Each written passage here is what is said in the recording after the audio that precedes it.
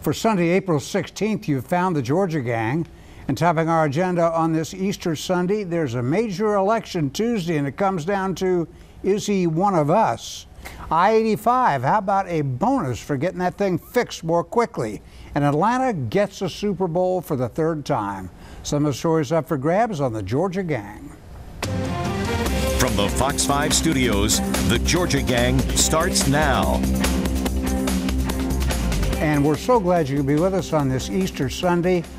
Beautiful day in spring in Atlanta. It's always a fabulous time. And I don't know about you guys, but I use this line every few years. I'm almost at the age where I can hide my own Easter eggs. Uh-oh. Almost. Not it's quite. Truer and truer, doesn't it? Yeah, it does. It I really thought you were does. going to say Happy Halloween. No, just hide my own Easter eggs. You know, we need to make this point. Rarely in recent times has Georgia been the central focus of the nation's political life. We've had a succession of presidential candidates ignore Georgia, not even bother to show up. Hillary Clinton being one of them, Barack Obama, Republicans, they don't bother. But Tuesday in the 6th District of Georgia, which is from North DeKalb up into East Cobb County, everyone is watching this. You can't open a newspaper, a magazine, your internet, or television without seeing it. $14 million spent in television commercials. And some of them back to back, which I thought was unforgivable. And I am convinced that a lot of these contributors and the supporters of this effort, particularly on the Democratic side, don't understand it. They don't understand that there is no plurality voting in Georgia. Right. And that you can get 40% of the votes. You can win by a large plurality in Georgia. And the race is not over. It's just started. Still not over. Which is more than likely to be the case. Let me try this. It's 2 elections in one. Wasn't supposed to be, but it is. Yes. It's a special nonpartisan primary, though the candidates are identified on the ballot by party. There are 11 Republicans, 5 Democrats, and 2 independents. The 2 elections are the Democratic primary, which has essentially been won by young Jon Ossoff. He's at about 40%, and Phil's got more on that in a minute. Then a Republican primary to get that one other spot in the runoff. Yes. They thought there were going to be 2, but there's 1. And so, Phil, you've seen some late polling numbers. Welcome back, by the way. Well, thank you. Your master's tie, I've got my new master's tie on, and I had a lot of fun over there. But yeah, Fox 5 did a poll with Opinion Savvy. It's going to be released Friday afternoon, but I don't have the exact numbers, but I'll tell you what it found. It was done Thursday. And as you're saying, Jeff, Ossoff is ahead. He's probably creeping around 45 or so, but Karen Handel seems to have Republican support coalescing around her, and of course, as we know, she's run previous races, and she's well known with Republican voters. Right, as Secretary of State. And she's had, yes, I agree with you, some effective ads, and Dan Moody seems to be right behind her, and then Bob Gray. Bob Gray. And so, to your point, Jeff, I think Jon Ossoff and the National Democrats, this has nothing to do with Georgia. I mean, he's raised 95% of his money out of state. His major contributions come from California, New York, and Massachusetts. Gee, what a surprise. Yes, and again, in most elections, and I think you're right, 95% of the money is coming from out of state, and that means that it's coming from people who don't necessarily understand the runoff process. That's my only point. Well, here's my point. And who think that a plurality is sufficient to get him into Congress, and it is not. A good point, and I want to add to that. Right, and I what want to add he needs to do is win without a runoff. Right. He needs to not be at 40 or 45 where he is. He needs to be at 50 plus 1, and then he's the Democratic congressman from Georgia. Right. Well, but that's right. Could I also make the point that while 95% of his money came from out of state, 5% of $8 million is a good hefty chunk of money, matching that money raised by the other candidates. And I don't know this for sure, but I think it's more than the other Republican candidates. It's more than any individual Republican. Right. Well, but and the it stacks up Republicans against are getting the total. the Republicans are getting their money from Georgians, and I think that's very interesting. And Well, he's Karen getting Handel, 5% of his too, which is Karen- equal to what the Republicans are getting. That's my point. Karen Handel has really upped her fundraising in the last week, which has made her a lot more competitive. And like you just said, she's been having some good ads.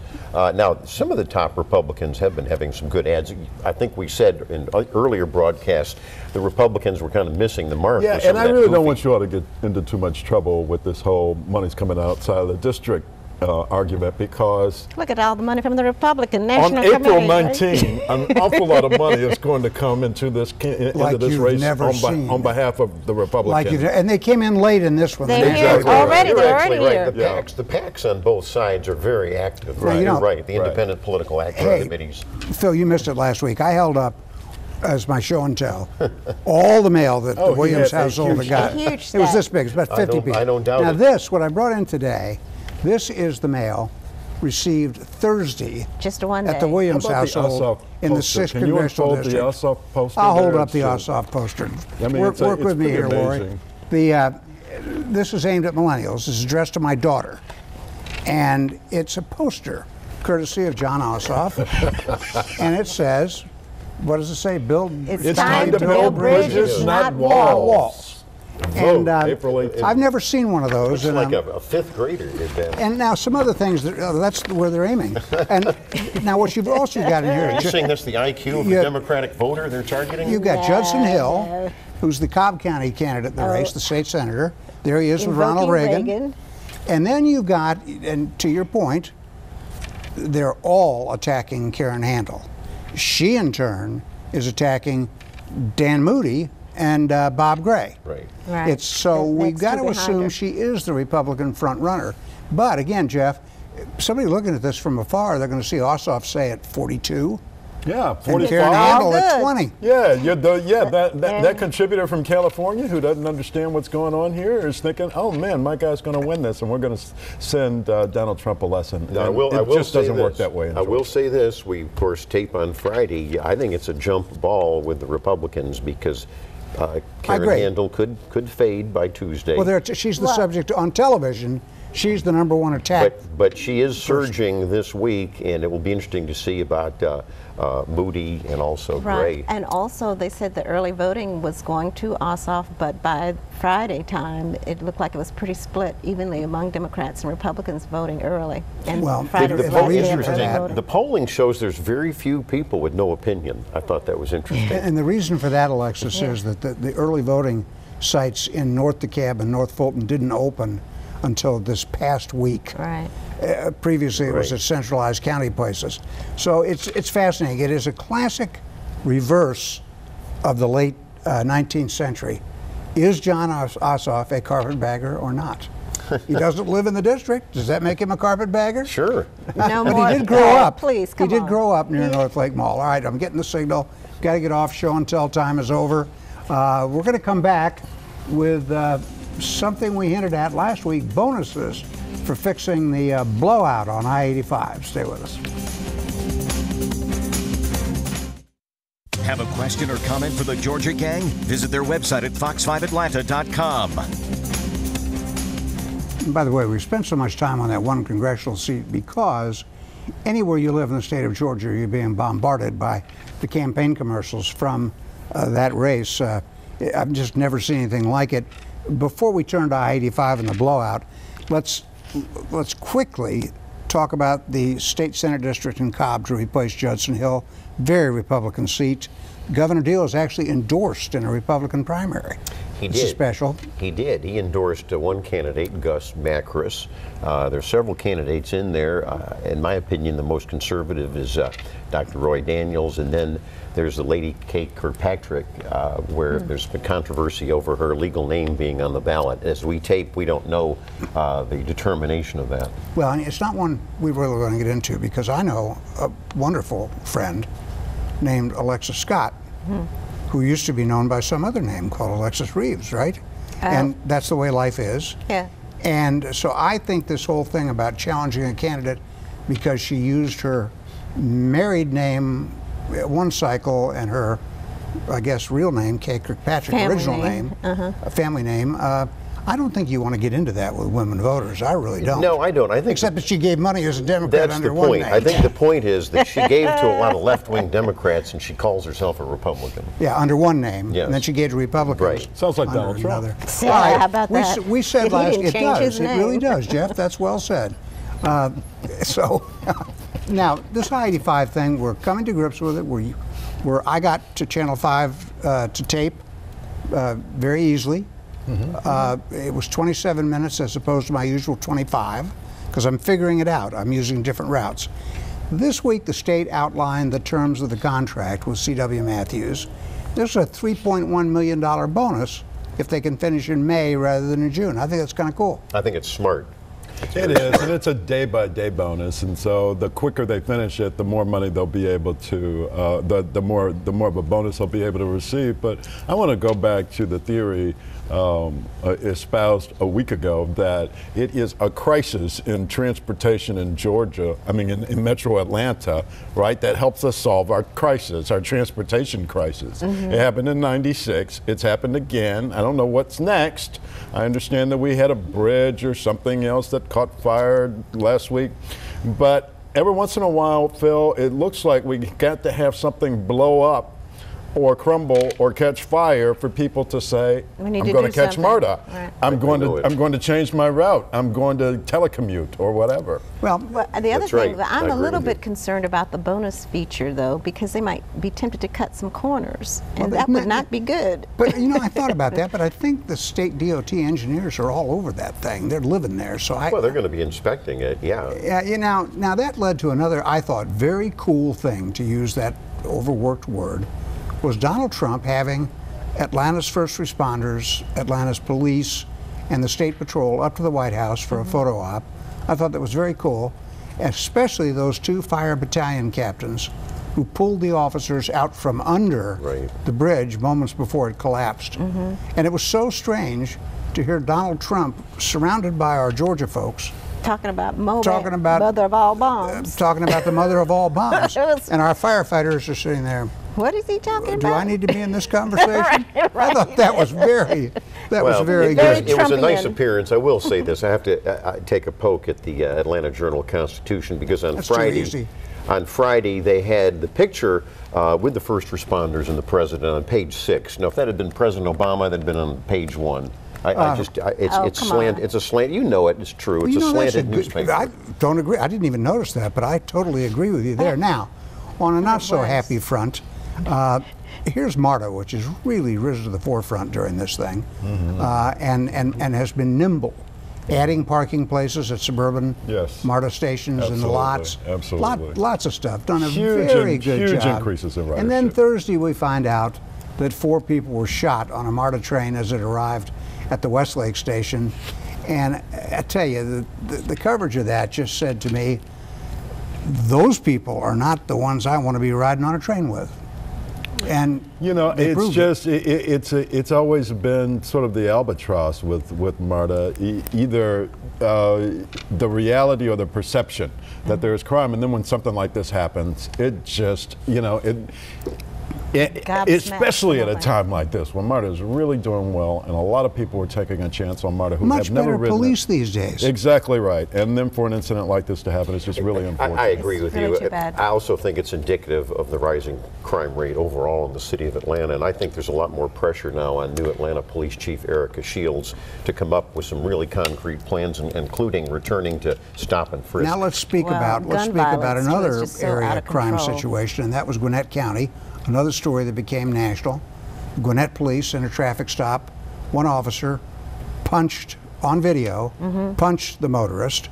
Another one came running in while the motorist was handcuffed on the ground and kicked him in the face.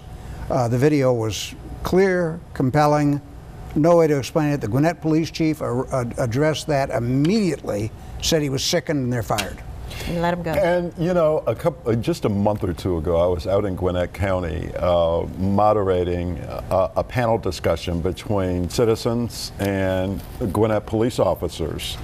And as a result of that, I was wondering how they would respond. And before I could wonder very long, they showed what they were up to. Well, the medal that they have out there, and I was just really, really impressed with the professionalism and the speed with which they went about getting rid of these officers. Yeah, that was very clear. I think that it sends a really clear signal to citizens out in Gwinnett County that this is not tolerated. I totally agree. And you know, as a former military policeman myself, it comes down to what we've talked about before, and that is professional training. and you need more of that. And when you strap a gun on somebody, you have to be extra careful. Well, they weren't rookies. Well, I wanted to go to the next area institution that had some problems this week. We're a little bit short of time, so I think I'll regroup and do that in a minute. And I think it can be summed up with a headline something like this. Bad Delta, it's just good that you're not united. Tell you about that when we come back. Have a question or comment for the Georgia Gang? Visit their website at fox5atlanta.com. So Marta didn't have a great week. The Braves have gotten off to a slow start on the baseball field. Area institutions somewhat battered. Delta had the worst week. Atlanta's largest employer had a terrible week with thousands of flights canceled over one line of thunderstorms that moved through Georgia and Hartsfield Airport. The new CEO, Ed Bastian, like the fellow in Gwinnett County, was pretty clear we were terrible, and he promised a deep dive, I like that, into the data over crew scheduling and that sort of thing. But the first thing Ed Bastian said, though, that it was not an ideal situation. Come on, we all know that. Can you at least be, this is a terrible thing and we're going to fix it? It was a handful of rolling thunderstorms that just crushed them. But he didn't say, like the United Airlines chairman did in another case, he didn't say that we will reaccommodate our passengers. No, they didn't say that. Reaccommodate, You know, that sounds like and something. So, obviously, particularly Phil and I, when we see these things, we think of them within our PR lens, right? Because these are all potential clients. And it's just the kind of work that we do. And Ed Bastian was apologetic not only to his customers, but to his employees. Right, good point. It was just a really strong statement. He came out, he acknowledged the errors, and said, we're going to fix this, we're going to do the deep dive. The guy, the CEO at United, was blaming the victim, saying that he was belligerent. What do you mean? What is that? What does reaccommodate mean? Right. I don't know what that means. Sounds like moving you to the gulag. And how can a guy who is, I don't know, who is that brain dead when it comes to PR lead such a large organization? Right. It is shocking. If he can't communicate any better than that, how can he lead that organization? And it turns out that the flight wasn't even overbooked. Well, that that's right? right. That's right. That came out later, I mean, and the stock now is down for United. And Jeff's right. And it was a disaster for 2, 3, 4 days afterwards. And see, but that obscured Delta's woes. Really, Delta got pushed right off the front pages of Life because of United. And then that was the a break. mother of all bombs obscured all that. That's right. The mother of all bombs. Right. Moab, which I thought was a city in Utah. Let's turn to the state. Something unusual going on. The state government's been kind of quiet, but except for the transportation department. But there are ads, full-page ads in the newspapers and on television urging Governor Deal to veto the campus carry bill. Now, when do I remember ads? Am I just missing it? I don't remember ads urging a gubernatorial veto. Oh, yeah, we've had them over the years. TV? We had them on TV. We had them, remember, on the 2011 immigration bill. But, and it's also interesting that Atlanta at the World Congress Center is hosting the National Rifle Association convention in a couple weeks. So it'll be interesting to see what the governor does. As I predicted 2 weeks ago, I think the governor might sign the campus carry bill. Will sign it this time. All right, now good news and questionable news for Arthur Blank, the owner of the Falcons and Atlanta United. Atlanta gets a Super Bowl. It seemed to be a given. Yes. If you invest in a new stadium, you get one. But he still is being a little cagey about the opening date and whether the roof works. Yeah. Are the flower petals on the roof of Mercedes-Benz Stadium going to open up on time? Will the Atlanta United team get to play in that stadium? And will that roof be working for, the college football kickoff with Chick-fil-A? Interesting. So he's had a good week, but Then you need to do incentive bonuses. We'll see. There you go. For the architectural firm. Or for the construction company. The Braves opened Friday night. We don't know exactly what the traffic mess was, or it may have gone smoothly. I don't know. I'm sorry, we can't tell you about that. We do know that they're the worst team in the league right now, unfortunately. That might help solve the traffic That problem. might, right. Yeah, That might ease it up a little bit. Now, I want to talk about Kasim Reed for just a moment. We probably don't have enough time to do this right, but I'm going to bring it up. An anti-displacement program for people who live around the new Mercedes-Benz Stadium.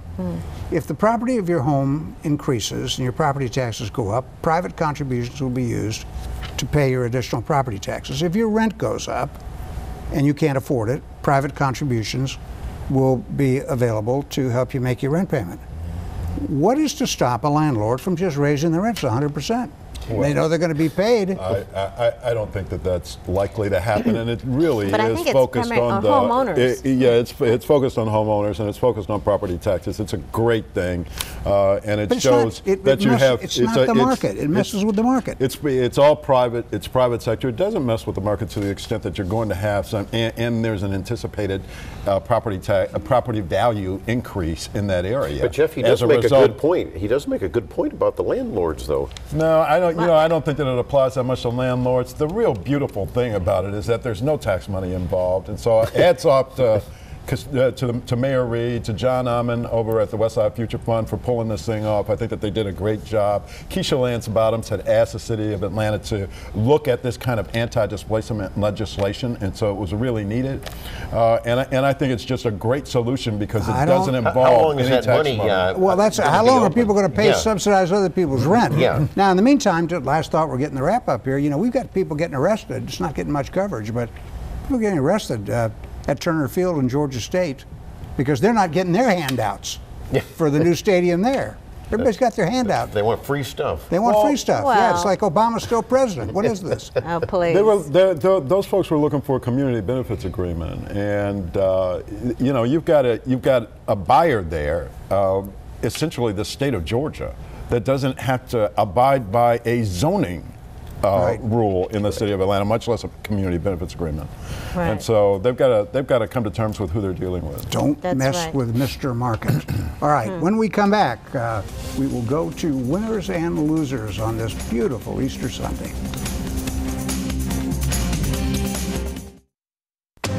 Time now for the week's winners and losers. I'd sure like to make the Braves a winner as they open that 7-game homestand, but I can't because we don't know. So let's go to you, Jeffrey, for winners and losers. Thank you, Dick. I want to go back to the Gwinnett Police Department and the police chief there for taking swift action in firing those police officers. Another winner is Weissers, a group called Women in Construction, Engineering and Related Services, had a huge conference in town, very productive. I was there for an event, and they had a mayoral forum and went really well, so hats off to them. Sean Spicer, you know, and the whole Hitler, and who, by the way, never used any chemical weapons. I mean, this is the perfect press secretary for Donald Trump. I think that they're just a great pair. He's my loser, absolutely, absolutely. And again, that anti-displacement legislation that you don't like, I think it's a winner. Alexis. All right, I'm going to salute the Joseph and Evelyn Lowry Institute for Social and Human Justice at Clark Atlanta University. They had a change agent tank modeled after the Shark Tank with students presenting their notions for entrepreneurial social change agents. And they had winners this past week, so congratulations to them and the students who participated. All right, Phil? Well, we mentioned the Masters earlier. It was another great tournament. Gosh, it was, by the way. Sergio Garcia, of course, the winner. Isn't that fun? That was a great ending. And, of course, Billy Payne, the chairman of the National, he is really, they bought up neighborhoods around the National and the course, and it looks great. It's the only major sports event I can think of where you can park for free.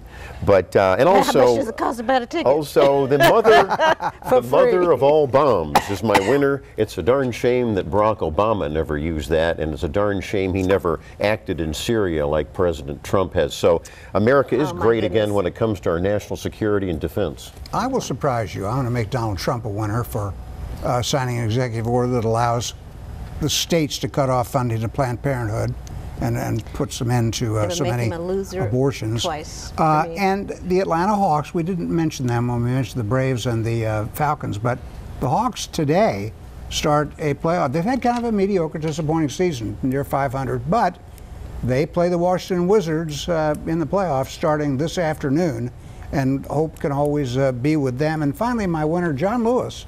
Believe it or not, the congressman said that he had forgiven Gwinnett County Commissioner Tommy Hunter. And what I thought was most interesting was, in the face of all these ridiculous protests against Tommy Hunter that just won't go away, John Lewis said, look, his leaving office is up to him and the voters of Gwinnett County. So my hat's off to John Lewis. I'll make him a winner. That doesn't happen very often in the 35-year history of the Georgia Gang. But hey, you know, you got to put the praise when the praise is due. And I think, did we leave anything out? I think we're good. Yeah. Well, I could give some more Trump wins. Well, for the no, past week. no more Trump wins, but we please. are. I think that once this election passes on Tuesday, focus is going to turn to the Atlanta mayor's race. Yes. Peter Amon is first up on TV, so hats off to him. And this thing is going to start heating up. I think it's going to be a very interesting mayoral race season. And we didn't mention this because Seem Reed was taunting Vincent Fort, saying that he might not even qualify. Let's watch that one. Okay, we'll see you next week on the Georgia Gang. The opinions expressed in this broadcast are those of the panelists appearing in this program.